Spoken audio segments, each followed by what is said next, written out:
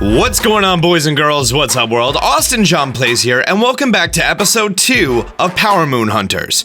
Now, I know episode 1 was the Cascade Kingdom, even though you visit the Cap Kingdom first. However, at the beginning of the game, you get any moons, so like the first moons you get were in Cascade, so even though Cap Kingdom is first, I feel like it's poetic justice that it's that Cap Kingdom came second, because you inevitably do need to revisit Cap Kingdom before you can get any power moons. Anyways, I'm done talking, let's get on with the video. Upon returning to Cap Kingdom, a whole bunch of things have changed, and particularly you're probably wearing something different. In this case, I'm Luigi with boxer shorts. Now I'm wearing Mario. I look so pretty. The first power moon is going to be located right at the entrance. You need to capture a frog and then head on over to the side. You're going to see 2 of the cap houses in the fog. You need to jump up as a frog onto the blocks, onto the other blocks, and then from the second block, you'll get the power moon in the air. That's power moon number 1, frog jumping above the fog. For your second one, my capture card wasn't on for this, but you need to go to the double-decker house inside of the plaza, and as the frog jump up, and then it'll be there. You might need to do the shake so that you jump higher, but yeah, that's number 2. For number 3, this is going to be a timer challenge. We're next to the largest top hat in the entire place. Just keep jumping up there, and you should be able to reach it in no time. That is power moon number 3, timer challenge number 1. For power moon number 4, you need to make your way to the top of the top hat, and you'll find Captain Toad. And he's been traveling the world and looking for stuff, and he's gonna give you a power moon. Great! Good evening, Captain Toad. Number 5 is going to be purchasable at Crazy Cap. Talk to the Bonneton residents, and for 100 coins, that's shopping in Bonneton.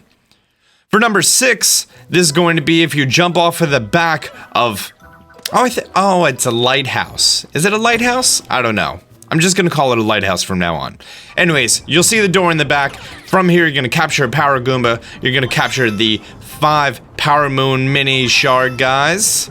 And then once you get your 5th one, it's going to boost up the Power Moon, and boom, right there. Go collect that, and that's going to be Power Moon number 6, skimming the Poison Tide. Now, before you leave this area, you're going to want to hop below and to the left, and you're going to see a breakaway in the cage down here. Be careful of the purple stuff. There's going to be 3 regional coins. You might be missing those. You're welcome. Then, as you go to leave, you're going to see some little platforms. Do some amazing platforming skills. Get your way up to the top, and that's going to be this Power Moon skimming through the Poison Tide, number 7. For number 8, you're gonna make your way to the lighthouse. I'm just sticking with that. Enter the door, and in here is going to be a very large orange platforming area that requires some jumping and some electrical stuff. Basically, you just need to make your way to the top using all your amazing platforming skills that you've gained over the last few years. For me, this area was the hardest, where you have like the double high things. Just remember that you can do a backflip in the same area just to keep up. And then whenever you need to release, just make sure you tap the L button, and then you release from the power guy, and then you get the push block power moon. Now for number 9, before you leave this area, back where I was talking about all the hard stuff, you're going to see this one L piece. And inside of the L piece, once it fully extends, you're going to see the power moon. You might need to rotate your camera, and boop, there it is. Hidden amongst the push blocks. For power moon number 10, you need to make your way from the plaza down to this door, and this is so much fun. This is a frog jumping pond. So you're gonna need to get 5 of those little Power Moon guys again, and the 5th one is hidden over here. You can get him from the main level or from hopping up as a frog and jumping out of him. After you get your 5th Power Moon shard mini Power Moon guy, you're gonna head on back to the entrance, get your Power Moon, and you're all good. But wait, before you go, you see this area with the big divider thing? You want to hop on top of that big divider thing, hop on up again, and you're going to find yourself a little secret passageway. Here's going to be Power Moon Secrets of the Frog Pond. That is number 11. That is going to be all the Power Moons you can get on your first visit back here if you are not playing before post-game. It's only 11 of the 17 Power Moons. However, once you complete the game, you can make your way on back here. If you have not completed the game yet and you want to avoid spoilers, then you should turn away right now. Spoilers in 3, 2, 1, and... Oh no, I'm Super Mario 64 Mario. Sorry, I do that a lot. For Power Moon number 12, you're going to make your way to the plaza and speak to the Cappy. Bonneton resident, and on top of here, he's going to be like, hey, remember that power moon that you totally had, Cappy? And Cappy's like, huh, I think it was. Was it under a pile of wooden crates that wasn't there last time I left? Nope, totally not there. Then he's going to tell you to check the narrow pathway in the fog, and it's not there. Maybe on top of Glass's Bridge, and once you get to Glass's Bridge, it's not there. Then he's going to say, what about the biggest hill? Ignore that rabbit for now. And then basically you need to make a way here and ground pound that. The Forgotten Treasure. Next, you're gonna grab the binocular guy, and you see all the flying cap ships. That's totally cool. You're gonna look for the taxi. There's a taxi amongst them. And once you identify the taxi, Power Moon is gonna fall down to the ground, hop on down there, get on top of it, and boom, taxi flying through Bonneton. For number 14, you need to speak to this Bonneton resident who has a Power Moon behind him, and he's not afraid of anything, including Power Goombas. Return with a Power Goomba, he's totally afraid of it. Hop on inside of there, go get yourself that Power Moon. Bonneter Blockade number 14. For number 15, make your way back to the top hat, and you're gonna find Koopa. The Roving Racers. Roving Racers? I'm not too sure. Anyways, this is like a super easy free running. It's essentially the first one of the game. Just make sure you do some triple jumps, some log jumps, some rolls. Pro tip right here. Long jumping is actually faster than if you roll, so keep that in mind. And that is going to be the Cap Kingdom Regular Cup number 15. Number 16 is getting a Power Moon from Peach. So find Peach in the plaza. And she gives you a Power Moon. Great. For number 17, this is going to require you to visit the moon again. Right here, you're going to see a picture of a whole bunch of people. And then you're going to make your way back to the moon. And you're going to ground pound right here where the blue one is not. And that's going to be a Power Moon. I'm Diddy Kong.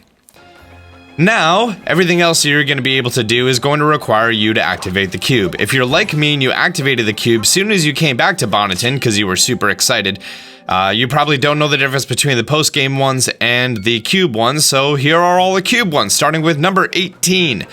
This one requires you to hover on through the area, and once you go through the little bridgey guy over here, super out in the open, just go get yourself that Power Moon. Great. Number 18, next Glass's Bridge.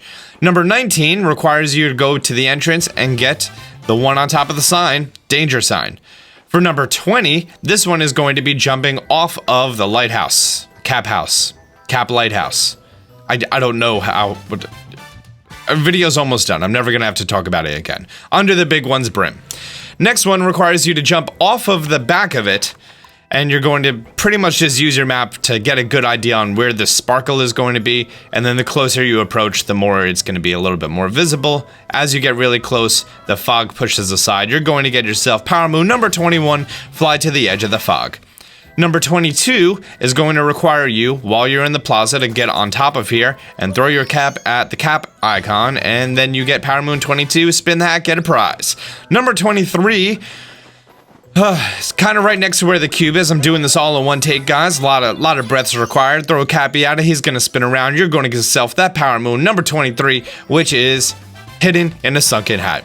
Number 24 is right next to where Peach is. You're just going to ground pound that one glowing spot, and boop, Power Moon, Fog-Shrouded Platform.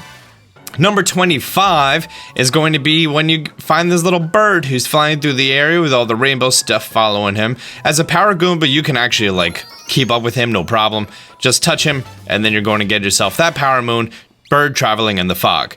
Number 26 requires you to get that rabbit and get a Power Moon. It should not be that difficult, especially since he's on the hills and you can jump and he can't. Caught hopping near the ship. Number 27, again, right next to where the Odyssey is, you're going to get this treble clef. It's going to make a whole bunch of little notes. You're going to fly around. This one is super graceful. Like, you can totally miss things and come back. You shouldn't have any trouble with that. That's going to be Power Moon 27, taking notes in the fog. For number 28, you're going to need to go to right where the guy who was not afraid of Power Goombas.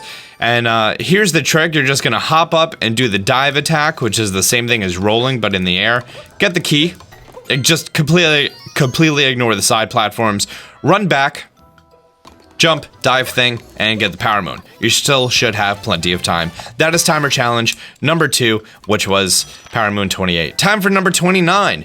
You're going to go up against the Koopa Bros again, except now there is a gold one. and he's going to be racing with you and stuff.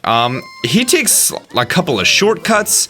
However, I didn't take any shortcuts, and when I was getting to Glass's Bridge, he was way ahead of me. However, that wasn't a problem for me, because I guess he messes up or something, because I just long jumped and rolled, and I didn't have any trouble beating him. And I had a time of like 33.97 seconds, and he's probably coming in around 36, 37, so you shouldn't have any trouble with number 29, the Master Cup. For number 30 and 31, this requires you to enter the Moon Warp Pipe, or Moon Pipe. And this is going to be a slalom, in which case you're going to be rolling. For number 31, as you're coming across, you're going to see this left platform, which anytime you hit the Y button, you're going to speed up and do a little bit of a jump. Just don't do that at all. Just do a nice casual roll through the entire thing. On your way to your last Power Moon. See, like this one with the bridge over here? Don't be a hero. You don't have good traction when you're in rolling form. Also, you should jump here at the end. I didn't jump. You only get 2 of the 6. Anyways, that is going to be your last Power Moon. Roll on and on. That is going to be all 31 Power Moons for the Cap Kingdom. I hope this was super helpful. I've already recorded videos for the next few. I just need to narrate them and get those online for you guys. If you're new to the channel, be sure to subscribe, turn on notifications. Until next time, Austin John out. Wow, one take. We're just gonna knock these out. This isn't gonna be like Shrine Hunters. We're gonna do work, son.